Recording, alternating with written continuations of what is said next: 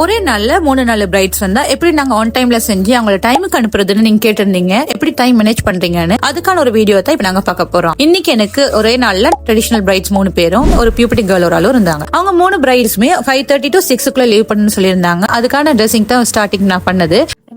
சைடுக்கு சீவி எனக்கு பன் போட்டு கொஞ்சம் பிரைட்டா ஒவ்வொரு பிரைட்ஸ்க்கும் 1 hour டைம் கேப்ல நான் பிரைடல் மேக்கப் ஸ்டார்ட் பண்ணியிருந்தேன். அதாவது ஒரு பிரைட் வந்து எனக்கு எங்க லொகேஷனுக்கு 2க்கு வந்திருந்தாங்க. அந்த டைமிங்ல பிரைட் வந்தோடனே நான் செஞ்சு மேக்கப் ஸ்டார்ட் பண்ணிட்டேன். அடுத்த பிரைட் வந்து ஒரு 1/2 hour கேப்ல 2:30 சம்திங் வந்திருந்தாங்க. அவங்க மேக்கப் பண்ற கேப்ல மத்த பிரைட் வந்துட்டாங்க. அவங்களுக்கான ஹேர் கிரிம்பிங் எல்லா வேலையும் இந்த ஸ்டாஃப்ஸ் பாத்துக்கிட்டாங்க. அவங்களோட ஹேர் கிரிம்பிங் வேலையில போற கேப்ல நான் இந்த பிரைட மேக் ஓவரும் அவங்களுக்கான ஃப்ரண்ட் ஹேர் ஸ்டைலும் பண்ணி முடிச்சிட்டேன். அதுக்கப்புறம் உங்களுக்கு ஜுவல்லரி போட்டது சாரி ட்ரிப் பண்ணதுல இந்த அசிஸ்டன்ட் பாத்துக்கிட்டாங்க. அந்த கேப்ல வந்து நான் மத்த பிரைட் மேக்கப் முடிச்சிட்டேன். மேக்கப் முடிச்சிட்டு அந்த பிரைடுக்கான சாரி ட்ரிப்பிங் இந்த அசிஸ்டன்ட் பாத்துக்கிற கேப்ல நான் தேர்ட் பிரைடலுக்கான மேக்கப் ஸ்டார்ட் பண்ணிட்டேன். அவங்களோட மேக்கப் ஸ்டார்ட் பண்ணி முடிச்சிட்டு அதுக்கப்புறம் மத்த பிரைட் ஹேர் ஸ்டைல நான் செய்ய ஸ்டார்ட் பண்ணிட்டேன். என் பிரைடுக்கான மேக் ஓவர் முடிஞ்ச பிறகு தேர்ட் பிரைடுக்கான ஹேர் ஸ்டைல நான் ஸ்டார்ட் பண்ணிட்டு அவங்களுக்கான மேக்கப்பையும் நானே பண்ணிட்டேன். அப்படியே நாங்க 3 பிரைடுக்கான மேக் ஓவர் முடிச்சதுக்கு அப்புறம் சாரி ட்ரிப்பிங்ல இந்த அசிஸ்டன்ட் பாத்துக்கிட்டாங்க. அது வந்து கரெக்ஷன்ஸ் இருந்தா மட்டும் தான் நான் கரெக்ஷனை பாத்துக்கிட்டேன். ஒவ்வொரு பிரைடுக்குமே நான் எடுத்த டைமிங் வந்து 1.5 hour தான். ஃபேஸ் மேக்கப்க்கு எனக்கு ஒரு 45 minutes, ஹேர் ஸ்டைலுக்கு 1/2 hour எடுத்துச்சு. அதுபடி தான் இந்த 3 மேக்கப்பையும் ஆன் டைமுக்கு முடிச்சேன். 3 பேரும் சரியா ஆன் டைம்ல பினிஷ் பண்ணிட்டு அவங்களுக்கான டைமிங்ல அவங்க லீவ் பண்ணிட்டாங்க.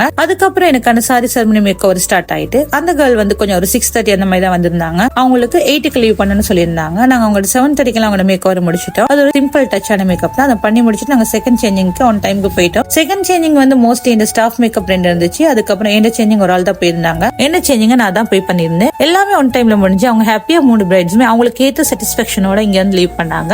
எல்லா பிரைட்ஸுக்குமே அவங்களோட டே வந்து ஸ்பெஷல் டேயா இருக்கும். அவங்க இந்த டேல இந்த லுக் இப்படிதான் வேணும் அவங்க ஒரு ட்ரீமோட வந்து எங்களை புக்கிங் போட்டிருப்பாங்க. நாங்க ஒவ்வொரு ஆளுக்கும் ஒவ்வொரு ஆள் ஈக்குவல் டைம் ஸ்பெண்ட் பண்ணி எல்லாருக்குமே ரொம்ப இம்பார்ட்டன்ஸ் கொடுத்து நாங்க மேக்கப் லுக் பண்ண வேண்டி வரும். நாங்க அதே மாதிரி தான் மேனேஜ் பண்ணி அவங்களுக்கு பண்ணணும். அவங்களும் எங்ககிட்ட இருந்து போற நேரம் நல்லா ஹாப்பியா போகணும். அதனால எல்லாருக்கும் ஈக்குவலான டைம் ஸ்பெண்ட் பண்ணி அவங்களுக்கு எப்படி இருக்கணுமோ அவங்களுக்கு அதே மாதிரி கிரியேட் பண்ணி கொடுக்கறது எங்களோட கடமை. இந்த 3 பிரைட்ஸும் அவ்வளவு ஹாப்பியோடையும் சாட்டிஸ்பாக்சனோடையும் போனாங்க. அவங்க வெட்டிங் முடிஞ்சு வந்து எனக்கு ரொம்ப தேங்க் பண்ணாங்க. அதுவே எனக்கு ஒரு டே அவங்களுக்கு நேர்த்தியா பண்ணி கொடுத்த ஹாப்பியோட இந்த டே எனக்கு முடியுது.